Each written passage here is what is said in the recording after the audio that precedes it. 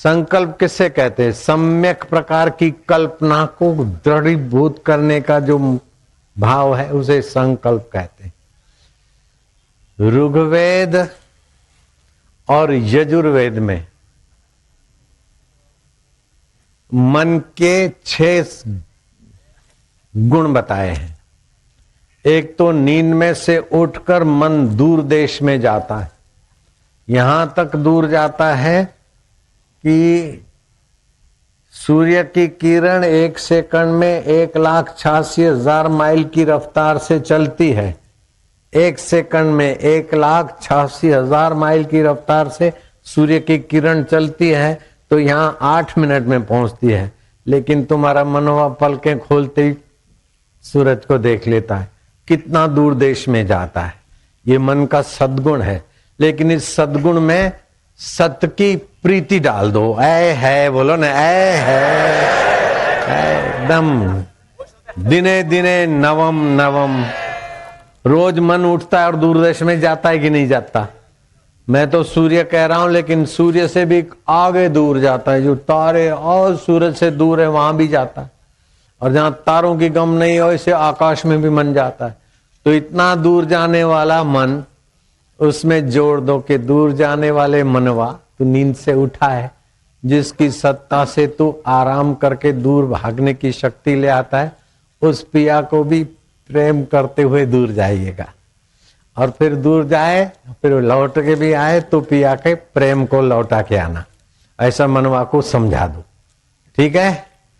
दूसरी बात, मन विषयों को प्रकाशित करता है। शब्द के विषय, क्या शब्द है? रेल का शब्द है कि स्कूटर का है कि हौवे का है कि कौवे का है?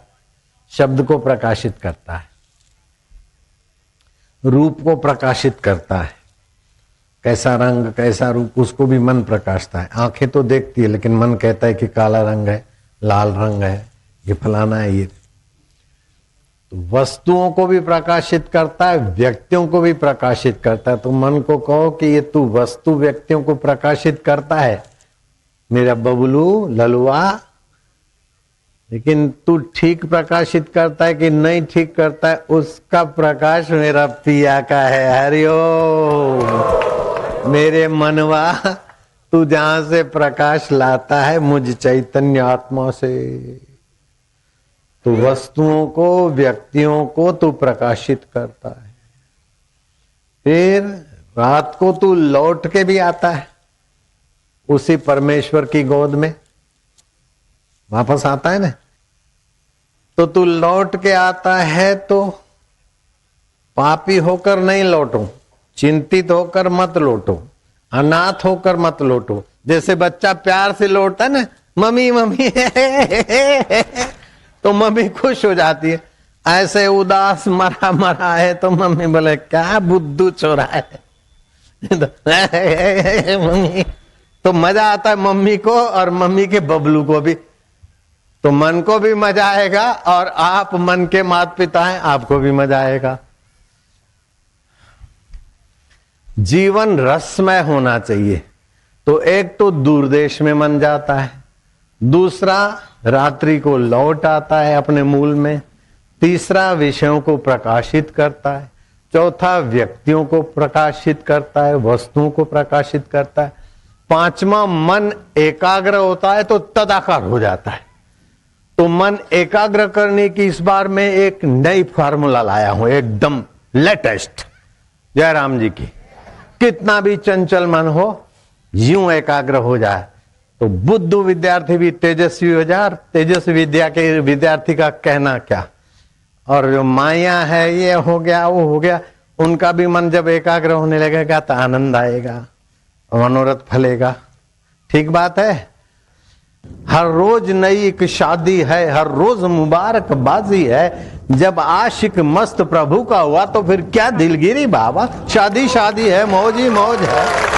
ये बैंड बाजे और घोड़ा गाड़ी दुल्हा की बापू को कोई जरूरत नहीं है। क्यों है बाबा लोग?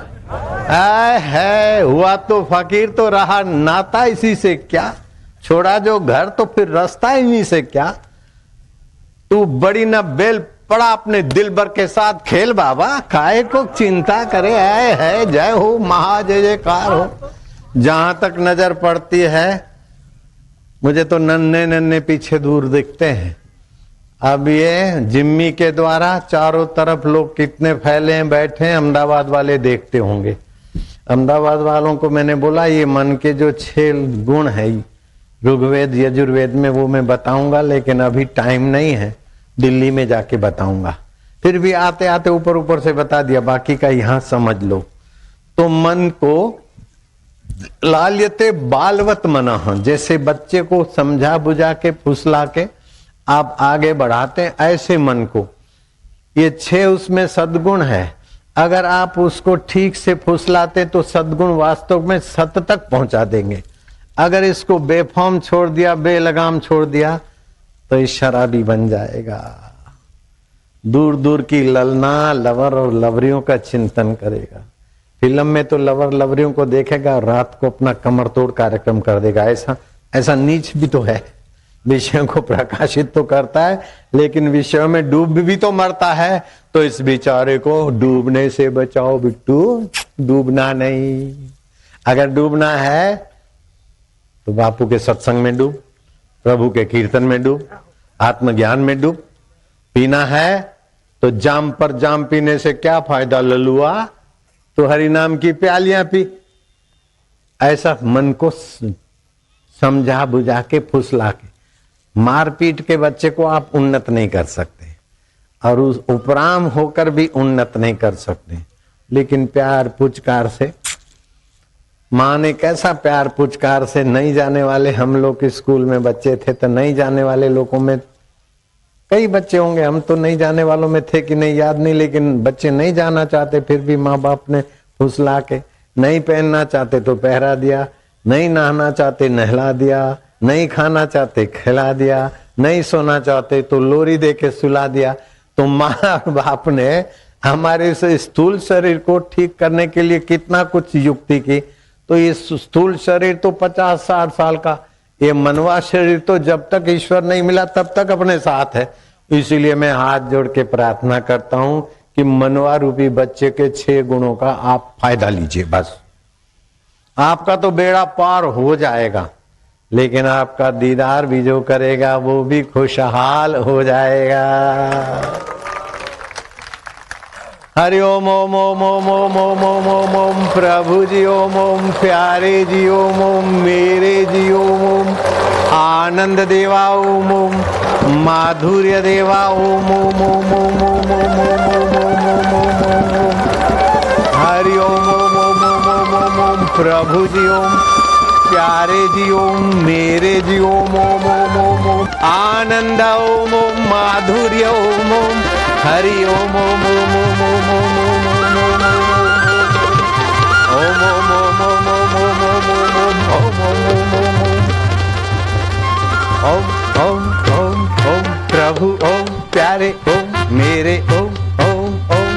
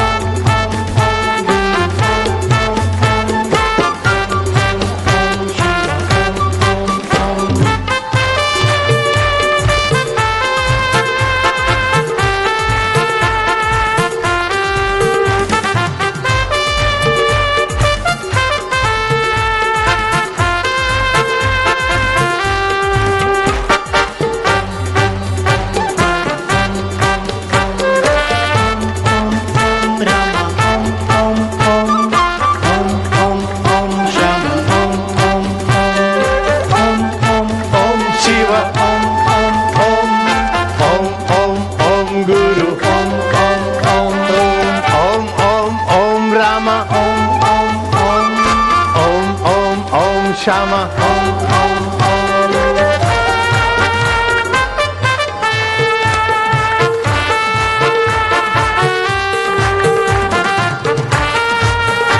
आनंद है। सावणी पूनम जब जब मेरा जोगी झूमे, लगे है सावन आया। अरे सावणी पूनम आ गई लालू।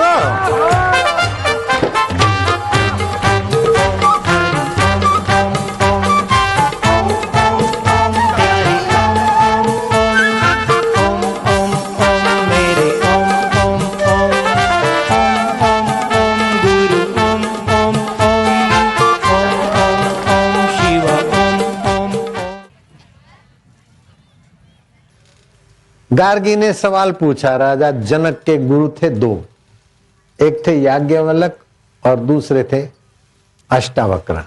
याज्ञवल्क से पूछा कि भो महापुरुष सुनो, जगत में कृपण कौन है, कंजूस कौन है?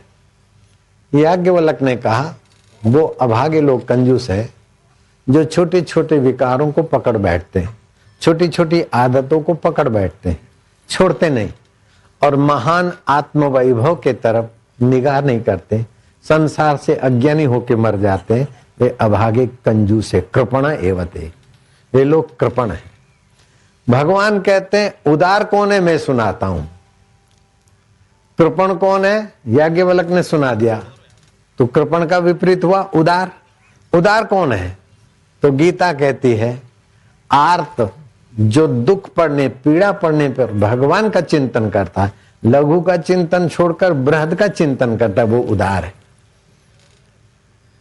आर्त दुख पीड़ा के समय, मुसीबत के समय भी भगवान को याद करता है ना, तो भगवान तो बड़े हैं ना, तो छोटा चिंतन छोटा सहारा छोड़कर बड़ा सहारा लिया ना, उदार।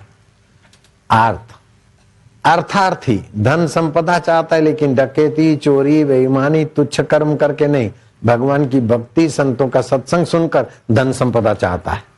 चलो संसार चाहता है लेकिन सत्संग के द्वारा चाहता है ना, उदार।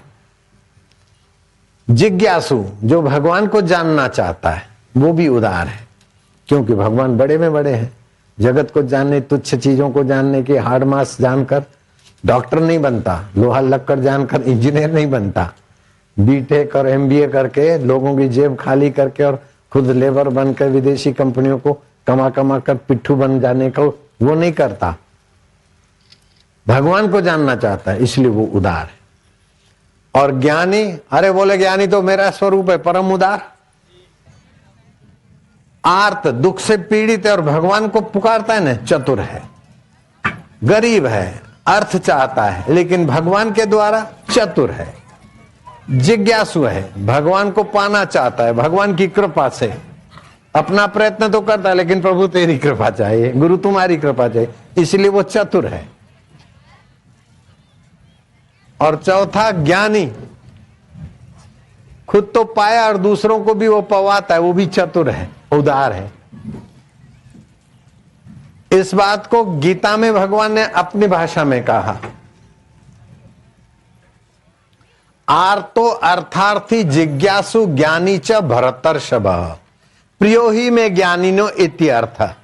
आर्त, अर्थार्थी, जिज्ञासु और ज्ञानी, ये मेरे चार भक्त हैं, लेकिन ज्ञानी तो मेरा आत्मा है।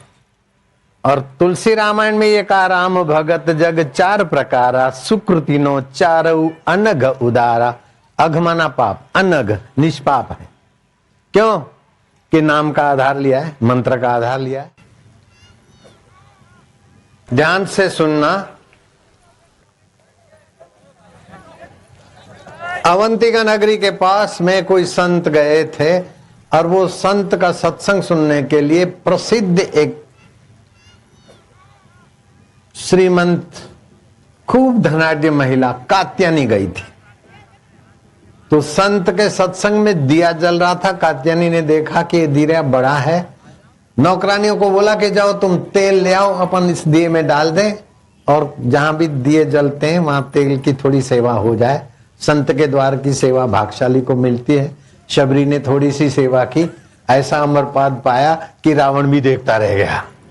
60,000 वर्ष तपस्या करने वाला रावण भी शबरी के आगे बबलू रह गया। संत की सेवा और संत का दर्शन भागशाली को मिलता है। अरे जा ललिता, तू भी जा। अब उसकी सहेली को, तू भी जा तेल ले आ। वो तेल लेने जाए कात्यायनी के महल में। मकान, उस जमाने के महल बोलते थे, मिट्टी की चुनाई होती थी। देखा तो कोई डकैत खड़ा है और उसके साथी सेंध मार के अंदर सामान चोरी कर रहे हैं। अब मैं जाऊंगी तेल लेने तो मेरा ही तेल निकाल देंगे। वो दोनों वापस लौटी तो जो जिसके आदमी अंदर चले गए थे उसने देखा कि दो माइयां आई, अब कहां जाती है देखें, तो वो भी सादे कपड़ों में था, पीछे पीछे गया। वो दोनों दासियां आकर कात्यायनी को बोलती कि बहन जी जुल्म हो गया, उठो जल्दी चलो, आपके शाही मकान में सेंध लगी है और कुछ डकैत अंदर माल सामान तिजोरी विजोरी तोड़कर सब बटोर रहे हैं। और उनका कोई एक आगेवान था, वो इधर उधर देख रहा था, तो हम उसको देख के डर के आ गए। अब उनको पता ही नहीं कि वो आगेवान सादी ड्रेस में बाजू में ही बैठा है। वो तो देख बदल मुंह को लगाया था, वो उतार दिया तो साधारण आदमी हो गया। बोकिया होता है ना, मुंह को बांधा हुआ चढ़ाया हुआ जो डकैती में, वो डकैती का पर्दा हटा दिया तो साधारण आदमी होकर बैठा था। कात्यायनी का अरे पगली, अपन वो संभालने को जाए, कैसी पागलपन की बात करती। देख, वो चीजें तो चोर ले जाए, नहीं तो मौत में छोड़ के जाना पड़ेगा। जो चीज न चोर ले सके और मौत छीन न सके, वो चीज सत्संग का पुण्य मिल रहा है, सत्संग का ज्ञान मिल रहा है। पगली, हम वो सत्संग का लाभ छोड़कर अपने तिजोरी और रुपए पैसे और सीधा सामान संभालेंगे, वो तो भाग्य में फिर से आ जाएगा। जैसे पुरुष के पीछे छाया आती है, ऐसे ही पुण्य आत्मा के पीछे सब हो जाता है। इसको छोड़कर, सत्संग को छोड़कर अपन डकैत क्या ले जाएंगे, क्या करें, अपन सत्संग छोड़ के डकैतों के पीछे जाए। कुछ समझा रही थी तो डकैतों का मुखिया एक महिला इतना सत्संग का महत्व जानती है और हम डकैतों के सरदार को इतनी भी अक्ल नहीं। इतने में सत्संग शुरू, सत्संग में एक टॉपिक के दूसरी टॉपिक आती है। लोग कर्म करते समय सावधान नहीं रहते हैं, लेकिन उसका फल मिलता है तब दुखी होते हैं। हकीकत में दुष्ट कर्म का विचार आए उसी समय दुखी होना चाहिए। मान लो चोरों को चोरी का, डाकुओं को डाका डालने का विचार आता है, वो डाकू बोले ये क्या हो रहा है जयराम जी की। और डाकू जब विचार आता है डाका डालने का, उसी समय डाकुओं को रोना चाहिए, चोरों को उसी समय रोना चाहिए कि हम अपना कर्तृत्व भाव नीच कर्म में लगा के मरने के बाद भी भुगतेंगे। जिसका हम डाका डालते, चोरी करते हैं, उसकी तो संसारी चीज जाएगी, लेकिन हमारा मन अपवित्र होकर 6 जगहों की दिव्यता के जगह पर विनाश के तरफ जाएगा। तो घाटा जिसका माल जाता है उसको घाटा तो संसारी चीजों का पड़ता है, लेकिन जो डाका डालता है उसकी तो कई जन्मों तबाही होती रहती। तो डकैत का डाका का विचार आए, चोरी का विचार आए तो उसी समय रोना चाहिए और डाका डालते समय रोना चाहिए।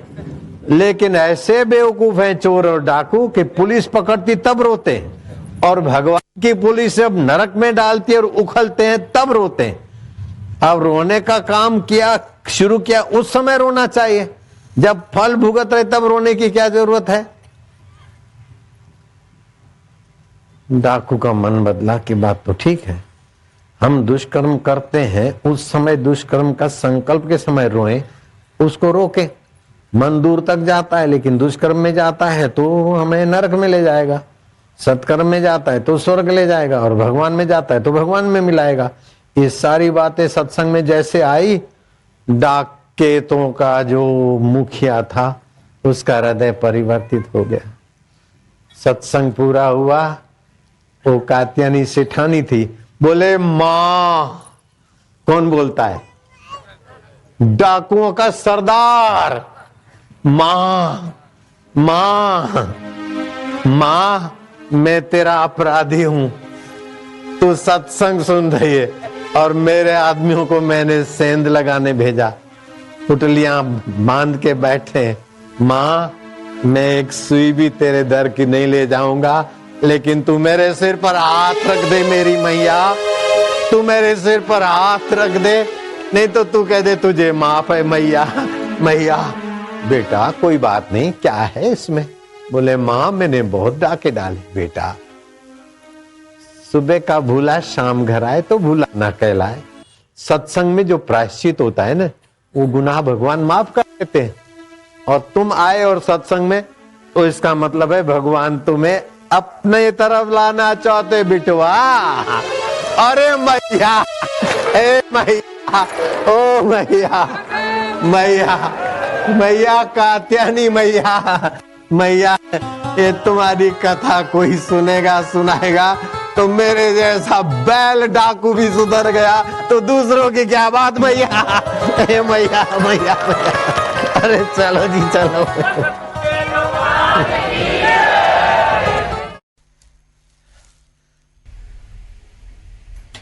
वेद से भगवान की सिद्धि होती है, भगवान से वेदों की सिद्धि नहीं होती। कृष्ण जी से वेदों की सिद्धि नहीं होती, वेदों से कृष्ण जी की सिद्धि होती है। राम जी से वेदों की सिद्धि नहीं होती, वेदों से राम जी की सिद्धि होती है। वेद सर्वोपरि प्रमाण है। राम जी ने कहा, कृष्ण जी ने कहा, इसलिए सत्य है। इस बात को वैदिक संस्कृति वाले नहीं मानते, लेकिन राम जी ने कहा, कृष्ण जी ने कहा, वेदों की बात कही इसलिए सत्य है। तो वेद प्रमाण माने जाते हैं, वेद की वाणी प्रमाण मानी जाती है। वेद की वाणी किसी व्यक्ति की, किसी देवता की नहीं है, वेद अपरुष है।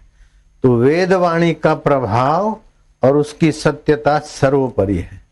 तो ऋग्वेद और यजुर्वेद में आया कि मन के 6 दिव्य गुण हैं, उसका फायदा उठा लो। नींद में से उठते ही मन दूर दरार तक पहुंच जाता है। सूर्य की किरण 1 सेकंड में 1,86,000 माइल की रफ्तार से चलते वो 8 मिनट में यहां पहुंचती है, लेकिन तुम्हारा मन पलक झपकाते ही सूर्य को देख लेता है और सूर्य से भी आगे पहुंच जाता है। क्यों? कि तुम्हारा मन सच्चिदानंद स्वरूप के तरंगे हैं। जहां तरंग होती है वहां पानी होता है। जहां तुम्हारा मन पहुंचता है उसके पहले वहां उसका चैतन्य सत्ता होती है। तो मन दूर देश में जाने की ताकत रखता है करोड़ों माइल की गति से। करोड़ों माइल गिनना भी उसके आगे मजाक है।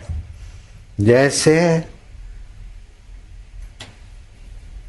सूर्य तक पहुंचना कितने करोड़ माइल है, लेकिन तुम्हारा मन पलक झपकाते पलक खोलते वहां पहुंच जाता है। ऐसी तुम्हारी मन में शक्ति है।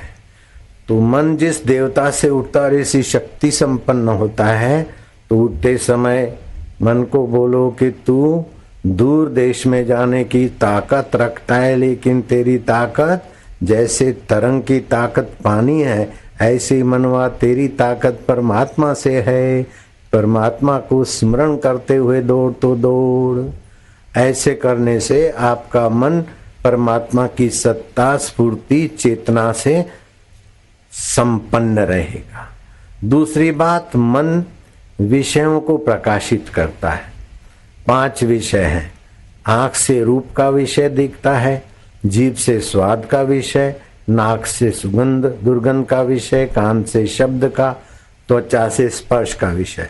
तो मन विषयों को प्रकाशित करता है।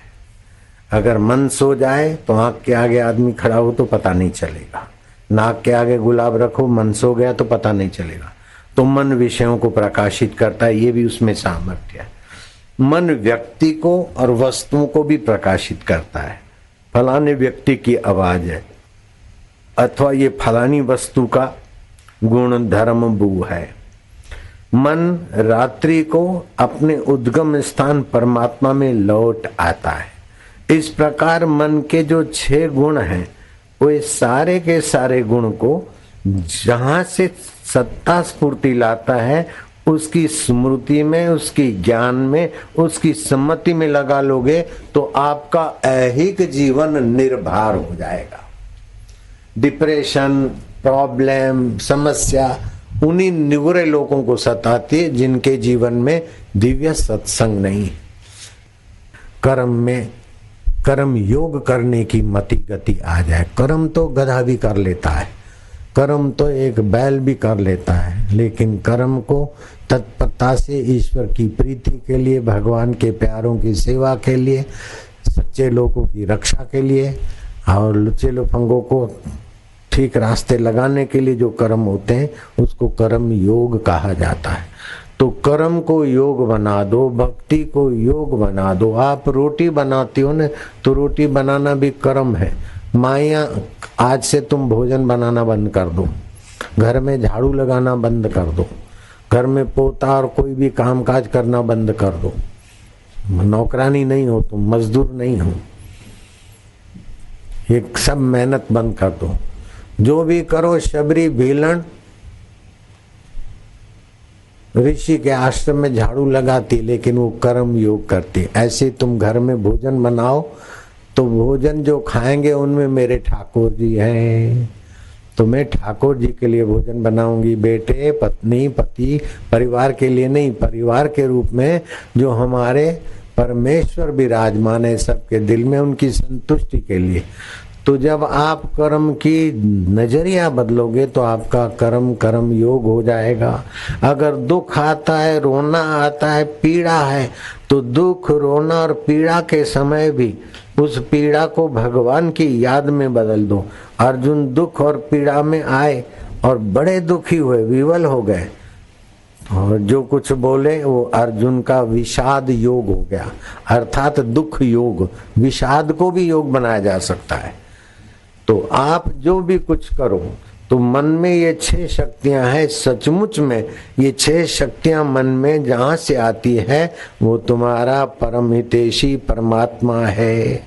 समुद्र के गहराई में शांत गंभीर उदधि होता है, लेकिन समुद्र के वक्षस्तर पर लहरें नाचती है। झाग, बुलबुले, तरंग, भंवर नृत्य करते रहते हैं। ऐसे ही तुम्हारा जीवन अंदर से तो शांत, धीर, गंभीर, पवित्र आत्मा के माधुरी में मधुर हो, लेकिन बाहर तुम्हारी वाणी मधुर हो, तुम्हारी नजरिया मधुर हो।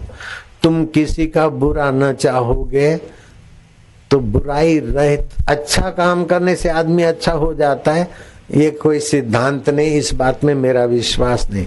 कई धूर्त, पामर, 3 पत्ती खेलने वाले गुंडे और डाकू भी अच्छा काम करके फिर उसको किसी को भी फंसा देते हैं।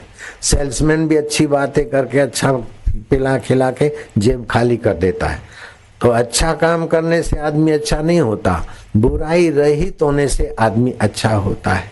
अगर आप अपने जीवन को इसी जन्म में पूर्ण करना चाहते हो, धन्य करना चाहते हो, तो बस एक पक्का इरादा करो कि मैं बुराई रहित हो जाऊंगा, किसी का बुरा नहीं सोचूंगा, किसी का बुरा नहीं चाहूंगा, किसी का बुरा नहीं करूंगा।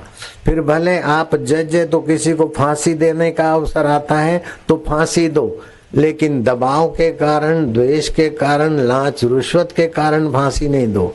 अभी यह सुधरेगा नहीं तो नारायण इस चोले में तुम सुधर नहीं सकते हो, और तुमने मर्डर किए है, बाल हत्या की है, इसलिए हम आपको फांसी देकर नया चोला देने के लिए आपकी फांसी की सेवा करते हैं। तो फांसी जज देता है, वो भी सेवा हो जाएगी। लो, पुलिस वाला अपराधी को डरा के, धमका के, 2 डंडे मार कर भी उसका भला चाहता है तो उसको दोष नहीं लगता। वैसे तो सत्य की व्याख्या है। सत्य किसे कहते हैं?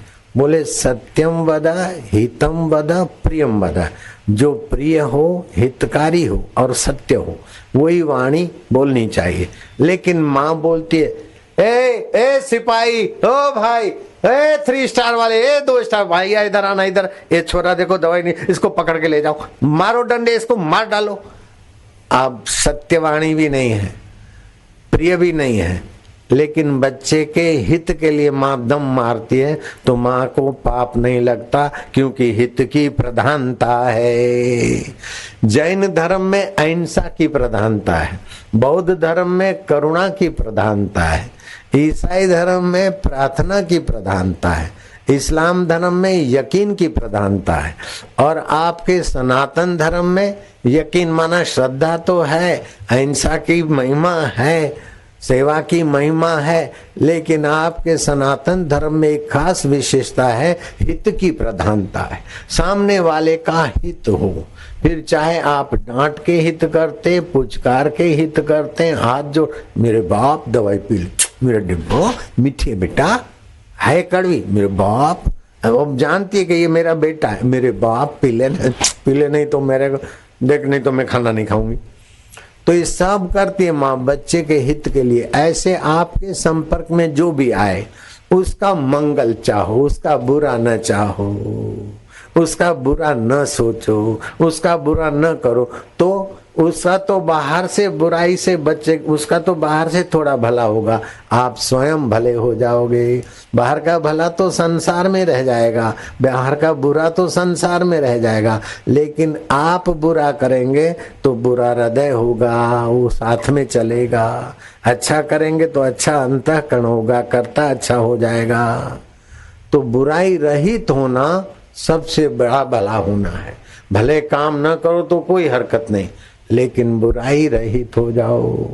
हनुमान जी ने लंका जला दिया, आग लगाना कोई अच्छा काम थोड़ी है, लेकिन हनुमान जी रावण का बुरा नहीं चाहते। रावण जी का हौसला जरा दब जाए और सही रास्ते पे आए, अंगद रावण को डांट देते, तो रावण का बुरा नहीं चाहते हुए भी रावण को वे साथ कड़क व्यवहार करते हैं, उनको पाप नहीं लगता, वे पूजे जाते हैं, सम्मानित होते हैं। राम जी भी रावण को पहुंचा देते हैं, लेकिन ब्राह्मण रावण है, वेदों का जानकार है, पुलस्त कुल में पैदा हुआ है, ऐसे रावण को राम जी भेज देते हैं, फिर भी राम जी को हत्या करने का पाप नहीं लगता, क्योंकि रावण ने जघन्य पाप किया है और उसको सुधरने के मौके दिए। इस शरीर से नहीं सुधरता तो चलो तीर मार कर उसको स्वधाम भेज दिया और उसकी आगे की यात्रा उन्नत हो, इस भाव से दिया। तो बुराई रहित होना, बुरा किसी का न सोचो, बुरा किसी का न चाहो, बुरा किसी का न करो, तो आपका हृदय बुराई रहित होगा, बुराई रहित आपका चित्त भला हो जाएगा। और भले चित्त को तो भगवान खोजते फिरते हैं। कबीर जी ने कहा, कबीरा मन निर्मल भयो जैसे गंगा नीर। बुराई रहित होने से आप निर्मल हो जाओगे। निर्मल हो जाओगे तो क्या होगा कि भगवान अपनी सत्ता, अपनी चेतना, अपना आनंद, अपना सामर्थ्य आपके अंदर प्रकट कर देंगे। संतों में और डकैतों में, संतों में और बुरे लोगों में क्या फर्क है? अपना भला हो, दूसरे का चाहे कितना बुरा हो, ऐसे लोग बुरे हो जाते। अपना थोड़ा घाटा हो लेकिन दूसरे का भला हो, महापुरुष हो जाते। कबीरा आप ठगाइए और न ठगिए कोई, आप ठगे सुख उपजे और ठगे दुख होई। अभी देखो तो 750 करोड़ मनुष्य हैं धरती पर, बम इतने बनाए कि उनको मारो फिर भी बम बच जाएंगे। 7 बार 49 अरब मनुष्य मर सके, 50 अरब मनुष्य मर सके, उतनी मारने की सामग्री बमों में ये है, फिर भी बनाए जा रहे, बनाए जा रहे। और कितना पैसा शोषित होता है समाज का, कितना खर्च होता है। अब तो लोगों को बेचारों को रहने खाने को नहीं है, लेकिन मारने के लोगों के पैसों से लोगों को नाश करने का सामान बन रहा है। तो ऐसी जो हिंसक वृत्ति से बड़े बनना चाहते, चाहे कितनी बड़ी डिग्री और बड़े पद पे, फिर भी उनको बेचारों को खुशी नहीं है, चैन की नींद नहीं है, स्वास्थ्य नहीं है। और हम लोगों के पास कोई बड़ा पद और अधिकार नहीं है, लेकिन खुशी इतनी है कि जरा सा बोलते हैं तो आपकी गमी भाग जाती है और गदगद हो जाते हो। महीना 2 महीना आपकी बैटरी चार्ज हो जाती है। हरि ओम ओम ओम ओम ओम ओम, प्रभु जी ओम, प्यारे जी ओम। जब एक संत से करोड़ों लोग लाभान्वित हो सकते, तो लाख आदमी में एक आदमी बुराई रहित हो जाए और संतत्व को उपलब्ध हो जाए, तो 5 मिनट में ये धरती स्वर्ग में बदल सकती है। अभी भी जो दुनिया में खुशी, रौनक, सेवा और सच्चाई है, तो संत और संत से जुड़ा हुआ सात्विक समाज है, इसलिए यहाँ थोड़ी खुशी है। दुनिया के देशों का सर्वेक्षण विभाग वालों ने सर्वेक्षण किया कि कौन से देश के लोग कितने खुश रह सकते, खुश हैं। तो देखा कि अमेरिका का खुश रहने वाले में 109वां नंबर आया है, इतना पीछे पिछड़ा हुआ है। लेकिन भारत का 35वां नंबर है, खुश रहने वाले में 35वां नंबर है। उन्होंने सर्वेक्षण विभाग वालों ने मेरे शिष्यों का इंटरव्यू नहीं लिया होगा, अगर मेरे शिष्यों को लेके गिनते तो शायद हमारा पहला नहीं तो दूसरा नंबर पहला ही नंबर हो जाता। ऐसे ब्रह्मचर्य व्रत में और देशों की अपेक्षा हमारी युवतियां और युवक अभी गंदी फिल्मों के द्वारा, लवर लवरियों के द्वारा हरास तो हुआ है, लेकिन और देशों की अपेक्षा अभी भी हमारे बच्चे और बच्चियों में, युवक और युवतियों में, 50 साल की उम्र वालों में अभी भी ब्रह्मचर्य सत्व और देशों की अपेक्षा अच्छा है। ये सारा यश भारतीय संस्कृति को जाता है, वैदिक परंपरा को जाता है। जो सत्संग नहीं सुनता है उनको भगवान कृपण बोलते हैं, मूर्ख बोलते हैं। कृपण माना जो अपने आप का भाग्य को, अपने आप के सुख को काटे, उसको कृपण बोलते हैं। लेकिन जो दुख पीड़ा आती और भगवान को पुकारता है उसे आर्त कहते हैं। जो धन दौलत के लिए भगवान को पुकारता है उसे भगवान अर्थार्थी कहते हैं। जो भगवान को जानने और पाने के लिए भगवान के सत्संग में जाता है या मंत्र दीक्षा लेते हैं उन्हें भगवान जिज्ञासु बोलते हैं। और जो भगवान को पाने के बाद भी नारद की नहीं नारायण नारायण प्रचार करते कराते रहते, भगवान बोलते वो तो मेरे मुकुटमणि है, मैं संतन को दास, संत मेरे मुकुटमणि। मैं अपनी बात काट के भी उनकी बात रखता हूँ। मेरे लिए कोई निंदा करे तो मैं उसे दंड नहीं देता, लेकिन मेरे संत की निंदा करने वाले को मैं बख्शता नहीं, खबर ले लेता हूं। संत का निंदक महाहत्यारा, संत का निंदक परमेश्वर मारा। परमेश्वर की मार पड़ती उसके ऊपर। ऐसा नहीं संत का निंदक संत के द्वारा मारा, ऐसा नहीं, संत नहीं उसे मारते, परमेश्वर की मार पड़ती है। गोपनीय मुसीबत। तुकाराम महाराज को सताने के लिए एक बदमाश माई ने, उसका पति उसका गुलाम था, लेकिन सत्संग में गया तो वो जरा संयमी हो गया। तो वो माई को गुस्सा आया कि मेरा पति पहले तो मेरे तलवे चाटता था, होठ भी चाटता था, तलवे भी चाटता था, चमड़ा चाटता था, अभी मेरे सामने नहीं देखता है। ये बाबा ने बिगाड़ दिया। तो बाबा स्नान कर रहे थे तो उखलता हुआ पानी उनके पीठ पे डोल दिया तुकाराम बाबा के। ओ माजा विठल काय है, ए मेरे विठल, विठल मना नारायण, ऐसा खाली इतना ही कहा। उखलता पानी तो तुकाराम की पीठ पे डोला, लेकिन फूले फूले उस चुड़ैल को हो गए जो सेक्सी थी। और सारी दवाइयां करके हकीम डॉक्टर लुकमान सब बाँ पुकार गए। किसी समझदारों ने कहा कि तुमने संत को सताया है, जब तक वो नहीं बख्शेंगे तब तक काम नहीं चलेगा। नाक रगड़ते रगड़ते तुकाराम महाराज का रात भर कीर्तन रखा, अपना अतिथि बनाया, सुबह उनको नहलाया गंगा जी के जल से। महाराष्ट्र में नदी को गंगा जी बोलते हैं। गोदावरी का जल से नहलाया, और वो जल जो भीगा था मिट्टी, वो मिट्टी लेकर अपने पीठ पे लगवाई, तब उसके फूले ठीक हो गए। बोलो संत का निंदक महाहत्यारा, संत का निंदक परमेश्वर मारा। नारायण हरि। हम जो चाहते वो सब होता नहीं, जितना होता है वो सब भाता नहीं, और जो भाता है वो टिकता नहीं। रुपए भाते हैं, परदेशों में जमा करते, फिर भी टिकते नहीं। कई नेता रुपए छोड़ के मर गए। अब दूसरे उसको संभालने के लिए क्या क्या खेल करते तो टिकते नहीं, वो भी बेचारे जाने की। कोई भी चीज आपको भाई वो टिकती है क्या? बचपन में खिलौने भाई टिके क्या? लवर लवरी भाई वैसे के वैसे टिके क्या? आज नहीं तो कल आतिशबाजी के ज्वालामुखी फूटेंगे। ईश्वर के सिवाय कुछ भी टिकने वाला नहीं है। जो टिकने वाला है उसी को अभी से अपना मानो। तुम्हारे बाप का जाता क्या? तुम्हारा भी भला और तुम्हारे दर्शन करने वाले का भी भला। मैं प्रभु का प्रभु, मेरे बस मैं फलाने की पत्नी हूं, ये मन में धारणा होने से माला नहीं रटनी पड़ती। मैं फलाने का पति हूं, फलानी जाति का हूं तो पक्का हो गया। ऐसे ही मैं चेतन आत्मा हूं और परमात्मा का हूं। बिल्कुल ईमानदारी की बात है। पति पत्नी तो कल्पना है, उसमें तो डाइवर्स भी हो जाता है, मर के एक दूसरे को छोड़ भी देते हैं।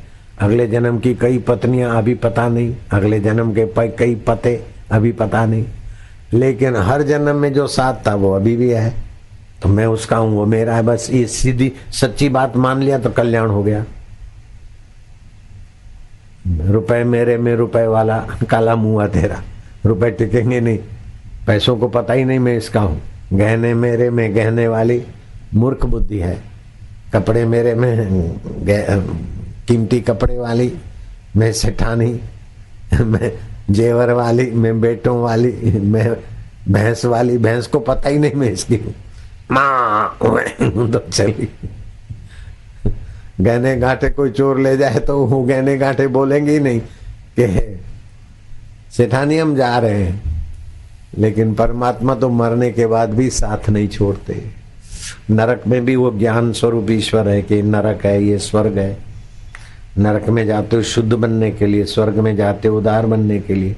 दुख आता है सावधानी बढ़ाने के लिए, सुख आता है सेवा बढ़ाने के लिए। लेकिन मूर्ख लोग दुख में दुखी होते, सुख में सुखी होते हैं। बहुत बुद्धि कमजोर है। अरे सुख दुख आया, जिस कारण दुख आया वो पहले, अब चोरी करने का विचार आया उस समय नहीं रोते, चोरी कर रहे उस समय नहीं रोते, लेकिन जब चोरी का फल मिलेगा तब रोएंगे। उस समय तो हंसते हुए फल भोग लो। काम विकार आया उस समय सावधान नहीं होते, काम भोगते उस समय सावधान नहीं होते, और काम के बाद ठूस होते, बाद में कुछ नहीं, तो ऐसी है, तो ऐसे है, हम बाद में रोते हैं। फल भोगते समय मत रो, फल भोगते समय तो हंसो कि चलो पहले का किया हुआ मूर्खता का दंड मिल रहा है, पसार हो रहा है। तो कर्म, अच्छे कर्म करते समय भगवान को धन्यवाद, और बुरे कर्म होने लगे तो भगवान को पुकारो, हे नाथ, हे प्रभु, मैं मर रहा हूं, बचाओ बचाओ। गांधी जी ने ऐसा किया, तभी महात्मा गांधी, बापू गांधी हो गए। शेख मेहताब की दोस्ती लग गई तो युवक मोहनलाल वकीलात पढ़ते थे। अरे यार जिंदगी 4 दिन की, मजा लेना चाहिए, ऐसा ऐसा करके बातों में लाकर मोहनलाल को ले गए वैशा के द्वार पर। और मोहनलाल लिखते हैं कि मैं भी उसी पाप में पढ़ने के लिए गया था, लेकिन उस समय जो संकल्प हुआ, उस समय मैंने मेरी माँ को वचन दिया था कि पर स्त्री और शराब कबाब मैं उसमें नहीं गिरूंगा, भगवान साक्षी है। तो हे राम जी, तुम्हारी साक्षी में मैंने वचन दिया, अब गिर रहा हूं, मैं तो नहीं संभल सकता हूं। हे राम, मनी मन ऐसा किया तो मोहनलाल के हृदय का राम सबके हृदय में बसा है। वैशा के हृदय को ऐसा घुमाया कि मोहनलाल को देखकर उसने नाके भौवे चढ़ा दी, और मोहनलाल करमचंद को ऐसा डांटा सिर पैर पे रख के भागे वापस। बोले पाप कर्म करने के पहले ही पाप का संकल्प होता है, फिर पाप की क्रिया होती है। मोहनलाल इसमें बच गए, लेकिन फिर कुछ दिनों के बाद दूसरी वैश्या के पास ले गया शेख मेहताब। वहां भी मैंने ये किया, गांधी जी लिखते हैं, भगवान को पुकारा। मैं तो मेरा गंदा संकल्प उसके साथ लेके गया, लेकिन भगवान को पुकारा कि भगवान, माँ को वचन दिया तुम्हारी साक्षी में, अब तुम ही बचाओ महाराज, तुम ही बचाओ, राम राम। उस वैशा को भी मेरे को देख के गुस्साया गया, नॉनसेंस, ऐसा डांटा कि मैं भाग गया। गांधी जी की सच्चाई पर मैं सचमुच उनके प्रति बहुत बहुत प्रेम रखता हूं। कितने सत्यनिष्ठ पुरुष रहे होंगे। ये श्वासोश्वास की साधना, इसको अजपा गायत्री बोलते हैं। जो करेगा वो गुरुमुखी है, और जो नहीं करता वो नीच है, ऐसा कबीर जी ने कहा है। माला श्वासोश्वास की जगत भगत के बीच, जो फेरे सो गुरुमुखी, ना फेरे सो नीच, ऐसा कबीर जी ने कहा। और मुझे ये बात बहुत सत्य लगती। तो आप श्वासोश्वास की साधना करेंगे तो स्वास्थ्य लाभ भी होगा, मन बुद्धि में भी भगवान की सत्ता होगी, और आपके जीवन में बहुत सारा शुभ होगा। बच्चे और 45 साल की उम्र तक के लोग जीभ तालू में लगाएंगे तो उन्हें ज्यादा इजाफा होगा, और 45 साल से ज्यादा उम्र वाले लोग जीभ की नोक दांतों के मूल में ऊपर या तो नीचे लगाएंगे तो उन्हें बुढ़ापे की कमजोरी जल्दी नहीं आएगी इस साधना से। और वे लोग हाथों की उंगलियां आमने सामने मिलाकर हाथ गोद में रखेंगे। जब भी 45 साल की उम्र हो जाए तो जीभ तालू में लगाने के बदले दांतों के मूल में लगाना, ताकि बुढ़ापे में भी जवानी का उत्साह बना रहे, जोश बना रहे। ज्यादा आपाधापी मत करो, ज्यादा अपने को थकाओ मत, ज्यादा दुनियावी बातें खोपड़ी में घुसेड़ो मत। जल्दीबाजी से किसी को वचन दो नहीं, और वचन दिया है तो पूरा किए बिना रहो मत। दुख आए तो दुखी मत हो, दुख आए स्वागत करो। वाह आया है बेवकूफी मिटाने को, अहंकार मिटाने को, पाप मिटाने को। वाह बेटे वाह, तू आया है तो जाएगा, पक्की बात है। अब तेरे से हम दब के काहे को मरेंगे। दुख के साक्षी बनोगे, दुख का प्रभाव कम हो जाएगा और आप मजबूत बन जाओगे। सुख आए तो सुख के दाता बनो, सुख बांटो और सुख के साक्षी बनो। सुख में डूबो नहीं, दुख में डूबो नहीं, भगवान में डूबे बिना रहो नहीं, बस कल्याण हो जाएगा। हमने सब फेंक के बैठ गए, जिसको गरज होगी आएगा, सृष्टिकर्ता खुद लाएगा। ऐसा विचार तो आया सुबह 7 बजे, लेकिन ऐसा विचार आएगा रात को 3 बजे 2 लोगों को सपने में सारा रास्ता दिखा दिया। डॉक्टर साक्षी है इस बात का। विचार तो आया सूर्योदय के समय, लेकिन वो ले आए वो रात को 3 बजे उनको भगवान ने स्वप्न दे दी कि यहाँ यहाँ ऐसे ऐसे साधु बैठे, जाओ ले जाओ। आप हमारी और भगवान के बीच की बातें सुनोगे तो आप धन्य धन्य खुश खुश हो जाओगे, ताजुब भी होगा आपको। मैंने एक बार भगवान को एकदम तंग हो गया था, तो भगवान को मैंने डांट दिया, अभी मिलते नहीं हो, इतने रोते धोते भागते फिरते तीर्थों में, एक बार मिल जाओ ने तो तुमको ऐसा सस्ता बना दूंगा जैसे फुटपाथ की सब्जी। आजा ले जाओ, आजा भगवान को पाने का रास्ता ले जाओ, ऐसा सस्ता बना दूंगा। और मैंने मन मिले, फिर मैंने बनाना चालू किया तो मेरे गुरुजी ने एक बार टोका, इतना सस्ता क्यों। मैं सुकड़ गया उस समय।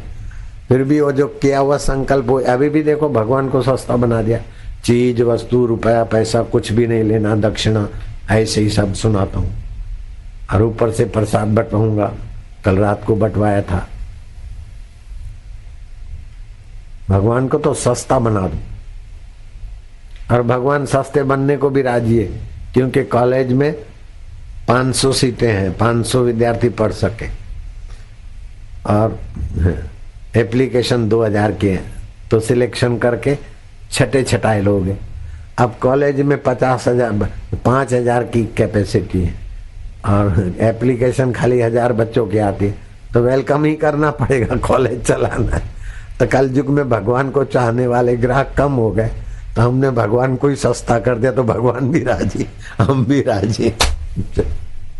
चलो भगवान का कॉलेज भी चलता रहे, भगवान भी प्रसन्न है। अगर भगवान नाराज होते तो मैं सत्संग करना ही बंद कर देता। सत्संग कर ही नहीं सकता हूँ, भगवान नाराज होते मैं बोल कैसे सकूंगा। भगवान राजी, इसलिए मैं भी बहुत राजी हूँ। हमारे मोहब्बत का कोई और ही अंदाज है, हमें उस पर नाज है तो उसे हम पर भी तो नाज है। हमें भगवान पर नाज है तो भगवान को हम पर भी नाज है। जोगी रे क्या जादू है तेरे प्यार में। और प्यार में तो सब सह लेते, प्यार में हम दोस्त को मुक्का मार दो तो अच्छा लगता है, गालियां भी प्यार की अमृत लगती है। शादी विवाह में प्यार की गालियां भी कितना मजा देती है। प्यार तो प्यार है, ये लवर लवरी प्यार नहीं हो तो काम बेकार है, हो तो सत्यानाश कमर तोड़ प्रोग्राम है, वो प्यार नहीं समझना। हाँ, माँ का पुत्र के प्रति, गुरु का शिष्य के प्रति, भक्त का भगवान के प्रति, ये सच्चा प्यार है।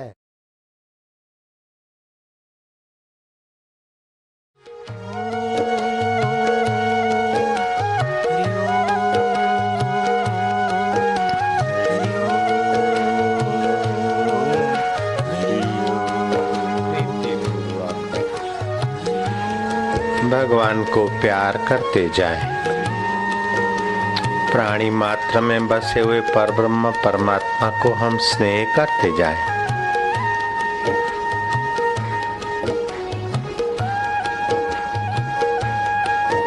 मीरा के कन्हैया, शबरी के राम, तुकाराम के विठ्ठल, नानक के अकाल पुरुष, प्राणी मात्र के परम सुहृद,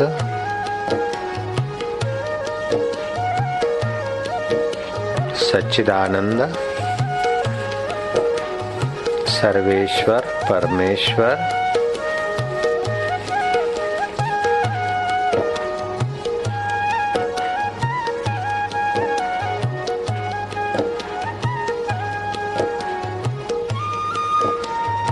जिसके जीवन में अमानित्व का सद्गुण आ जाता है, अदाम्भित्व का सद्गुण आ जाता है, अहिंसा का सद्गुण आ जाता है, आचार्य की उपासना का सद्गुण आ जाता है,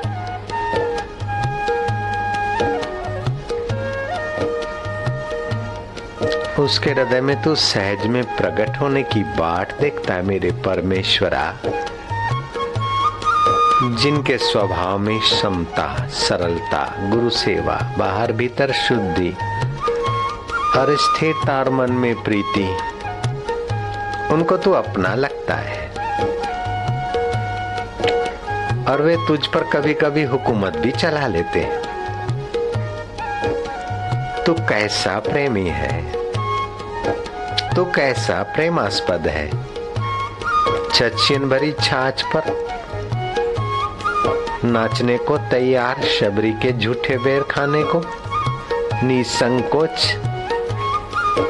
तैयार, कुब्जा का कुरूप हटाकर स्वरूप करना तेरा माधुर्य स्वभाव, और योगियों का आत्मा होकर छलकना। और जिन्हें ब्रह्म परमात्मा का ठीक से ज्ञान होता है, उनको तो अपना पूर्ण स्वरूप दान कर देता है। और फिर वे कहते हैं, तुम हमसे अलग नहीं थे, हम तुमसे अलग नहीं थे। नाहक अस्मिता, राग, द्वेष, अभिनिवेश ने हमें तुझसे अलग किया था। सो हम शिवो हम तुझ स्वरूप हो जाते हैं। गुरु से कर मेल गंवारा, का सोचत बारंबारा। जब पार उतारना चाहिए, तब केवट से मिल रही है। पार उतरने की चाहो तो गुरु रूपी केवट से मिल जाए। जब उतरिए जाए भव पारा, तब छूटे यह संसारा। जब दर्शन को दिल चाहिए, तब दर्पण मांझत रहिए।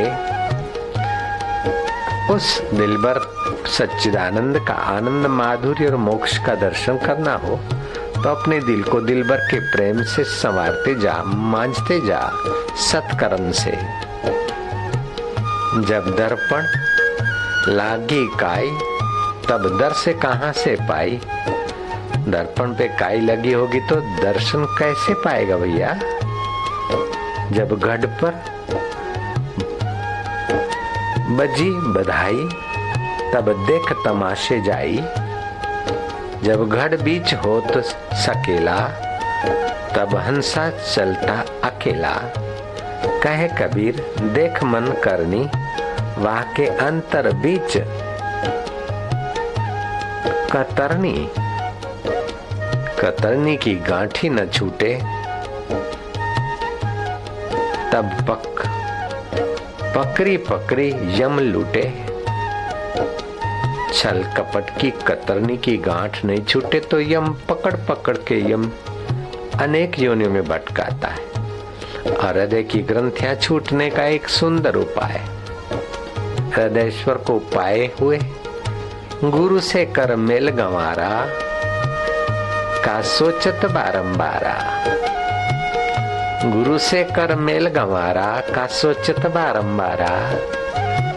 जब पार उतारना चाहिए चाहो तब केवट से मिल रही हो। जब उतर जाए भव पारा तब छूटे यह संसारा। सरकाने वाला, दुखी करने वाला, पचाने वाला, जन्म मरण में धकेलने वाला संसार छूट जाएगा। जब दर्शन को दिल चाहिए तब दर्पण मांझत रहिए। दिल दर्पण को सुहावना बनाते रहिए। प्रीति पूर्वक भजन सुमरन से दिल दर्पण सुहावना होता है।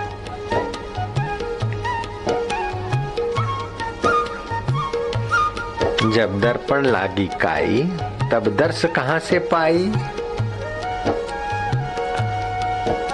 मान की इच्छा, दंभ, हिंसक स्वभाव, कपटी और क्रूर स्वभाव तुझे ईश्वरीय सुख से वंचित कर देता है। अमानित्व, अदाम्भित्व, अहिंसा, अक्रोध, क्षमा, सरलता के सद्गुणों से तेरा दिल दर्पण दिल भर का अनुभव करने के योग्य बना दे भैया। तब हंसा चलत अकेला। जब गढ़ पर बजी बघाई तब देख तमाशे जाई। जब घड़ बीच होत सकेला तब हंसा चलत अकेला। कहे कबीर देख मन करनी वहां के अंतर बीच कतरनी। कतरनी की गांठ न छूटे तब पकड़ी पकड़ी यम लूटे। यम पकड़ पकड़ के लूटता रहता है जीवन भर का जो तुम्हारा अपना माना हुआ है सब छुड़ा देता है। वास्तव में जो तुम्हारा है उसको जानने के लिए तुम प्रीति पूर्वक